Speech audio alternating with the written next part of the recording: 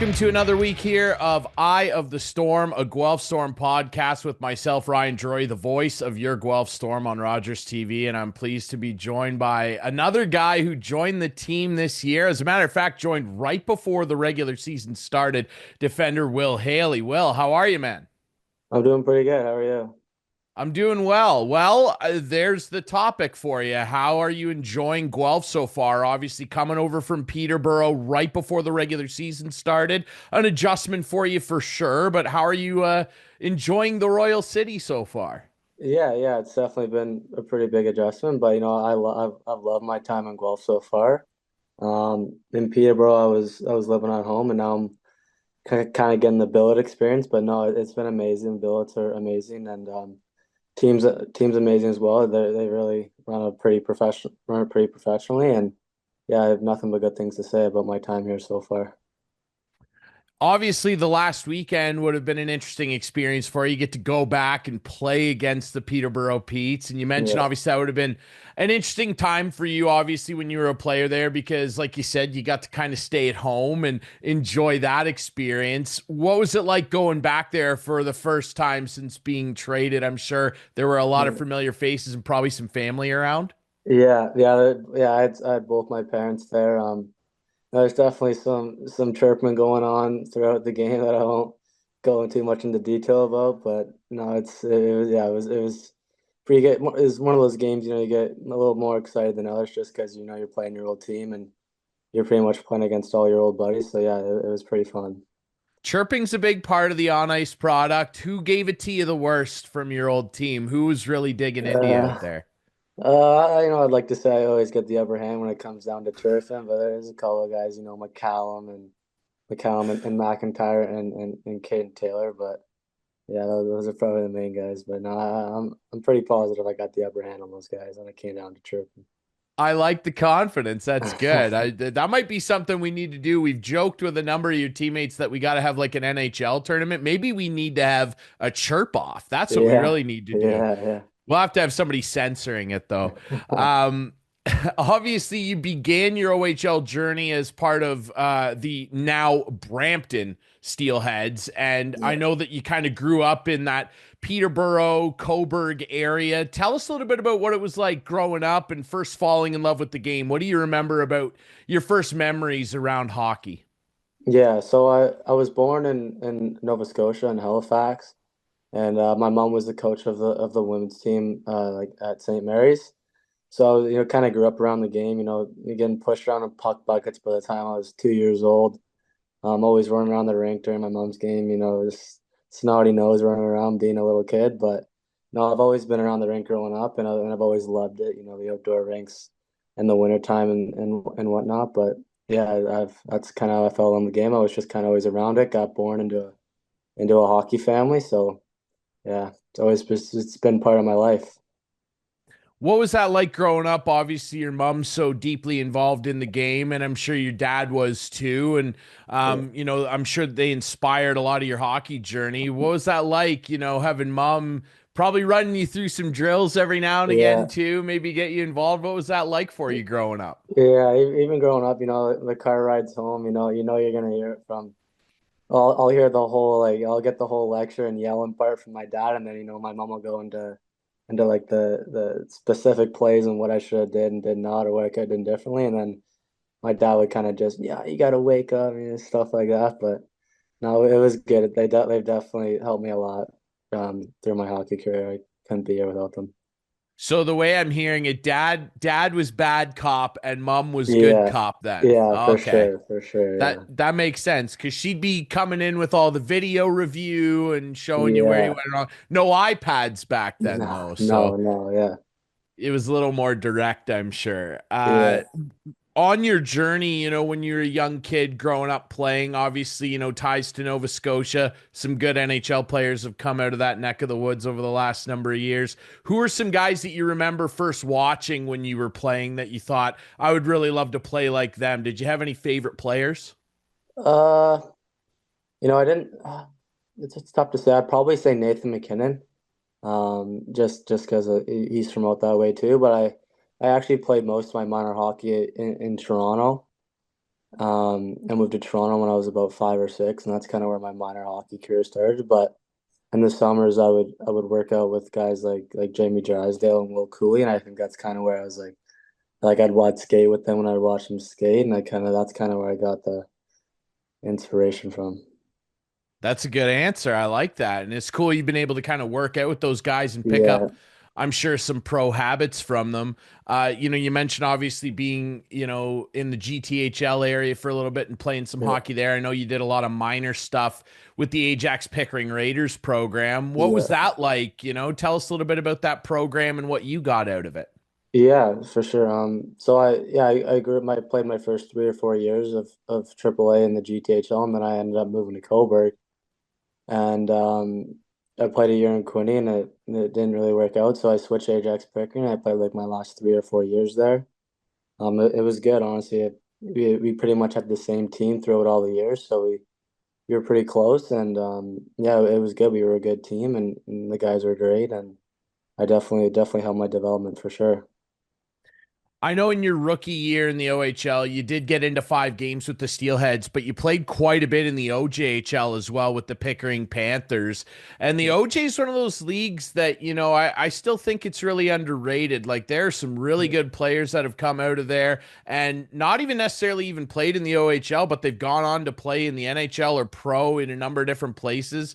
I think a lot of people focus their attention on the OHL and for good reason, but tell us a Yeah. little bit about your experience in the OJ because that's a damn good league. Yeah. The OJ is definitely, honestly, the speed of the game, I would say, is honestly pretty similar. It's just more, say the only thing the OHL has on it is kind of like the skill and the structure of the game, but the game's still fast. You're still coming in as I think I was 16, 17 years old. You're playing against like 19, 20-year-olds that are men, and they're bigger and stronger than you. But no, yeah, it definitely playing as many games as I did.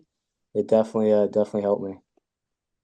So obviously you get the call late September that you've been moved to the Guelph Storm. What was your first reaction and how are you feeling when you found out that you were going to be coming to the Royal City when George Burnett gave you a ring?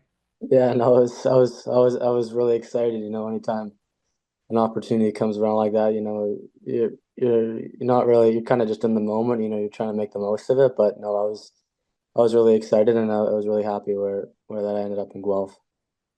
Obviously you're a veteran guy on the team and you play defense and that's a young decor back there. You get some really great up and comers and guys like Quinn Beauchene and Ryland Singh and Mm, you've got some similar guys to yourself back there and like Rowan Top that's been around for a little while now. yeah. How's it been for you gelling with this decor? I know that when you first joined up, you played some games, unfortunately got hurt. Great to have you back in the lineup. How has Yeah. that been for you adjusting to this new defensive scheme and your new teammates back there? Yeah, no, it's been awesome. We got some pretty talented young defensemen back there, I think we kind of got the right mixture when it comes to playing hard defense, and then you got some players that can really put up points and play a really skilled game. As at a young age, it's been good. All the boys, they got great attitudes. They approach the game the right way. So yeah, it's been nothing but good things since I've been here with and getting to gel with the young new D and all the D, to be honest. I touched on this last week, and I want to ask you about it because you play defense. Has Quinn Beauchene been passing any moon water around since that little revelation came out? Has he been handing it out to anybody or? No. If you want to be honest, I think he honestly kept that a secret from us. When I heard that when he was at the top prospects game, I think that's the first any of us have ever heard of that. So I think he was a little scared to share that with the boys in the room just because of what he might get back from it. But no, no, I haven't heard anything of it. I haven't heard It's anything about it since he's been back. it's out there now. He might have Yeah, made a little PR mistake. He outed yeah, himself, which I said this last week. I respect it. I respect that yeah, he was willing to put himself in the firing line there. I think it's and yeah, honestly, of all the superstitions I've heard, that's probably one of the more inventive ones. yeah. I think it's kind of cool. On that note, would you consider yourself a superstitious guy in terms of your game day routine, or are you pretty loosey Mm, goosey? For home games, I would say yeah. I'm pretty superstitious. Excuse me. like the Friday 7 o'clock games, I definitely the whole day is kind of done the same way every time. But it's tough when you're on the road. You're on the road, you're playing 2 o'clock games, 7 o'clock games, so you kind of got to switch things up. But no, not not besides the Friday home games. I'm nothing too crazy. Okay, I'll take your word for it, but I'm going to Yeah. check with some of your teammates. Do you think, because some guys I've asked and they're like, yeah, I got a weird thing I do. It's usually goalies. Yeah. But some of your teammates, like last year when I talked to Tommy Budnick, he came right out and said, oh, I'm really I drive the equipment guys crazy. Like, who would you Yeah. say is the most superstitious guy on your team? Most superstitious guy. I'd have to say, yeah, probably Tommy Budnick. He does he does a game day routine. He's doing the same thing every time. He does his own little warm up there. He does like his own warm up to make sure he's prepared. I'd probably go with Tommy Budnick to be honest. Yeah, that makes it. Well, hey, he straight up admitted it right on this show, Yeah, so yeah, I'm not surprised to hear that. I wonder, when you were a kid, playing hockey, it's become almost a 12-month sport in some parts of the world. Like there are kids that are playing it year round. I wonder what it was like for you. Did you play other sports? Are you passionate about any other sports outside of hockey? yeah. I grew up. Hockey season was hockey, and then I played lacrosse once hockey season was over. I played both box and field when I lived in Toronto. I played for Mimico. So yeah, that was kind of my way to like get a little bit of a mental break from hockey. And this like our same guys on our hockey team kind of played lacrosse too. So pretty much with the same guys all year round, just two different sports. Yeah, that and lacrosse, like we think hockey's nasty. That's a Yeah, nasty sport, yeah, brother. it's Like, pretty physical. yeah, it's gnarly. Do you watch any of the NLL stuff? It's becoming Yeah. pretty good. Yeah, I can't say that I have recently. It's pretty much been all hockey to be honest. If I'm watching anything, it's probably the NHL or the Leafs or something. But yeah, no, I haven't really got a chance to watch any of the NLL games. On that note, are you a Leaf fan? Is that safe to say, or? Uh, I can say I'm not like come down playoffs. Yeah, I'm watching the Leafs, but growing up in Nova Scotia, I like to say I'm a Habs fan. I know it's not many people like Okay, that, but there you yeah, go. Well, that'll make former Guelph Stormer Nick Suzuki very yeah, happy to yeah, hear, exactly, obviously. That's exactly. a good connection. He'll like that. Shout out to Yeah, Nick. yeah. Um, I wonder as well, I know you're wearing an Atlanta Braves hat. Are you into baseball at all? It's more of just a fashion thing. No, I'm not really a big baseball guy. Okay. My good buddy Cam Allen gave me his hat, so it's just a fashion thing. Okay, there you go. Because I was about to ask you, what did you think of the Max Fried deal? But No, no. we'll breeze right past Yeah, that. We don't want yeah. to talk about the Yankees. Um, I wonder that as well. You mentioned Cam kind of gave you the bucket. Like, what's that been like? Kind of getting to interact with him? Because I mean, he's a highly touted player. I think he's going to make the World Junior team. I Yeah, certainly think he's good enough to. What's it been yeah. like interacting with him and getting to play with him a little bit? Yeah, it's been pretty good, kind of just watching the way he does things, the way he approaches the game, and just how he kind of goes about things. It's been pretty good. He's a great guy off the ice too. I've been got the chance to become pretty close friends with him. So yeah, it's been pretty cool watching the way he approaches the game and what he can do on the ice is pretty amazing. Yeah, he's a skilled player, man. It's fun watching him rush with the puck. Yeah. Obviously you come over and you have to kind of adjust to, like I mentioned earlier, new teammates, but also a new system. What's it been like for you kind of getting your feet under you with Corey Stillman and being a defenseman? Obviously, Rob Davison, who played a long time in the NHL. It must be pretty cool to be able to pick those guys' brains. Yeah, for sure. No, both Corey and Rob have been like amazing since I've been here. It's definitely coming from Peterborough. The style that Guelph plays is a little bit different. But no, like the when it comes to a development standpoint, I don't think you can really get much better than Corey and Rob. I've developed. I can already feel I've developed way more than I would have in Peterborough since I've been in Guelph. All thanks to George, Rob, and Corey. Well, that's great to hear. And I wonder, as you continue to develop, what are some things personally that you're working on in terms of your game? Is there anything in particular you're really focusing on in terms of improving? Yeah, I just like to be a reliable guy out there. I take pride in, defending hard and shutting down plays and moving pucks quick. And I think I've done a decent job with that over the last couple of games since I've kind of been back in the lineup. And obviously I'd like to help out within the offense every now and then. It doesn't hurt to play a two-way game. I think I have the capability to do that, but yeah, I do pride myself lately on just, defending hard and kind of shutting down the other team, moving pucks quick. Run me through some of the equipment you like to use. What kind of skates are we rocking in the stick? I know guys, especially defensemen, they can be real particular about the stick. What kind of Yeah. stick are we using? I'm using a jet speed CCM jet speed mid kick point 80 flex P90 TM curve, so I got the thick blade. And then I use a pretty short stick. Like my stick's like just between my shoulders and my trainers. I know most of you like to have a longer stick, but I've always kind of stuck with the shorter stick. Is there any particular reason for that? It just feels better for you handling the puck? With the puck, yeah, I feel like the longer the stick, the less control you have of the puck.